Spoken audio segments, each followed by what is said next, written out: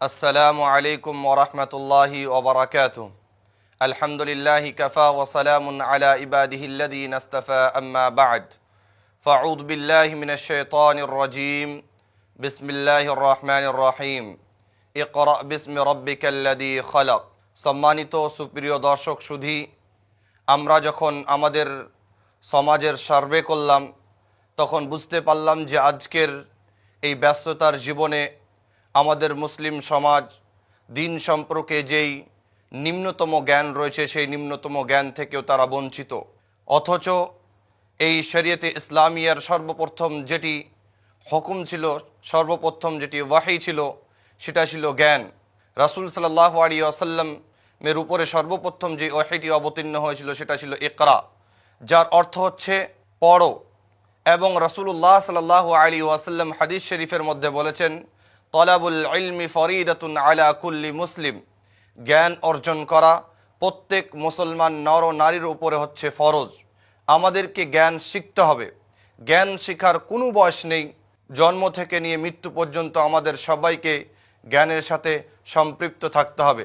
তো সম্মানিত উপস্থিতি, এই কারণে আপনাদের সুবিধার জন্যে, আপনারা যাতে উপকৃত হতে পারেন তার জন্যে আমরা নিয়ে এসেছি একটা বিশেষ প্রোগ্রাম, যেটা হচ্ছে 5 মিনিটের মাদ্রাসা। সম্মানিত উপস্থিতি, এই 5 মিনিটের মাদ্রাসাতে আমরা সংক্ষিপ্ত সময়ে বিভিন্ন ধরনের বিষয়ের উপরে আলোচনা করব, যেমন কোরআন, আকিদা, ফরায়েজ এবং নবী সাল্লাল্লাহু আলাইহি ওয়াসাল্লামের সুন্নত, নবী সাল্লাল্লাহু আলাইহি ওয়াসাল্লামের জীবনদশা, এরকমই বিভিন্ন ধরনের বিষয় নিয়ে আপনাদের সম্মুখে আলোচনা করব। যেই বিষয়গুলো আমি বর্ণনা করলাম সেই বিষয়গুলির মধ্য থেকে কয়েকটি বিষয় নিয়ে আজকে আমরা আলোচনা করব। তার মধ্যে একটি বিষয় হচ্ছে আকিদা। আকিদা কাকে বলে? আকিদা বলা হয় পুখতা ইমানকে এবং মজবুত ফয়সলাকে বলে, এবং মানুষ যেন তার ব্যাপারে একদম বিন্দু পরিমাণ পর্যন্ত সন্দেহ না করে যে আল্লাহ বলে কোনো জিনিস আছে, ফেরেশতা বলে কোনো জিনিস আছে। যে 6টি জিনিসের উপরে ঈমান আনয়ন করতে হয় সেই বিষয়ের উপরে যেন পরিপূর্ণভাবে সে ঈমান আনে, তার মনে কোনো রকমের সন্দেহ না হয়, সেটাকেই বলে কি? আকিদা। সম্মানিত উপস্থিতি, আকিদা আমরা কোন জায়গা থেকে পাবো? আকিদা আমরা পাবো কোরআন এবং সঠিক হাদিস দ্বারা দিয়ে। অন্য কোনো জায়গা থেকে আমরা আকিদাকে খোঁজার চেষ্টা করব না। আকিদা আমাদেরকে কোন জায়গা থেকে বুঝতে হবে? কোরআন এবং হাদিস থেকে। তারপরে আমাদের দ্বিতীয় বিষয় রয়েছে সুন্নাত। সুন্নাতের উলামায়ে কেরাম বিভিন্ন ধরনের সংজ্ঞা পেশ করেছেন। তার মধ্যে একটি এমন সংজ্ঞা আপনার সম্মুখে আমি পেশ করতে যাচ্ছি যে সংজ্ঞা আপনি সাধারণতভাবে বুঝতে পারবেন। তার সংজ্ঞা হচ্ছে এই: সুন্নত বলা হয় যে কথা রাসূলুল্লাহ সাল্লাল্লাহু আলাইহি ওয়াসাল্লাম বলেছেন কিংবা রাসূল সাল্লাল্লাহু আলাইহি ওয়াসাল্লাম করেছেন, এবং রাসূল সাল্লাল্লাহু আলাইহি ওয়াসাল্লাম কোনো সাহাবীকে কোনো কাজ করতে দেখেছেন, তারপর নবী সাল্লাল্লাহু আলাইহি ওয়াসাল্লাম তাকে সেই কাজ থেকে মানা করেননি, তাকে আমরা সুন্নত বলি।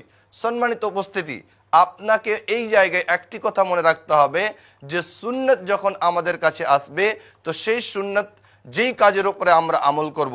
সুন্নত বলতে গেলে আমাদের চলাফেরা, আমাদের বসে থাকা, আমাদের খাওয়া দাওয়া, শোয়া, প্রত্যেকটি জিনিস বা এই সুন্নতের মধ্যে শামিল রয়েছে। এখন আমি আপনি যে কাজ করব সেই কাজে আমাদেরকে পরিপূর্ণভাবে আমাদেরকে জানতে হবে যে সেটা যেন সুন্নত সম্মত হয়। যদি সেটা সুন্নত সম্মত না হয় তাহলে সেটা বাতিল হয়ে যাবে।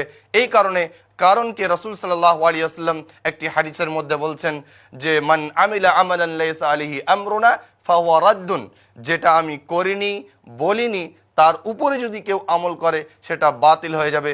অতএব আমরা যখনই কোনো আমল করতে যাব তখন আমাদেরকে জানতে হবে যে সেটা শরীয়ত সম্মত কি শরীয়ত সম্মত নয়। তারপরে আমাদের আজকের তৃতীয় বিষয় হচ্ছে ফরজ। ফরজ বলা হয় ওকে, এরও অনেক রকমের সংজ্ঞা পেশ করা হয়েছে।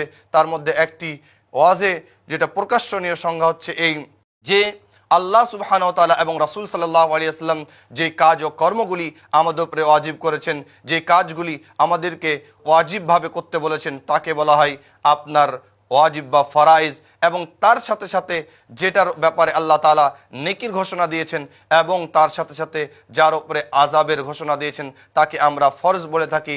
ফরজ এবং ওয়াজিবের মধ্যে কোনো রকমের ফরক নেই, তারা দুটোই হচ্ছে একই অর্থ, দুটোরই একই রকমের সংজ্ঞা রয়েছে।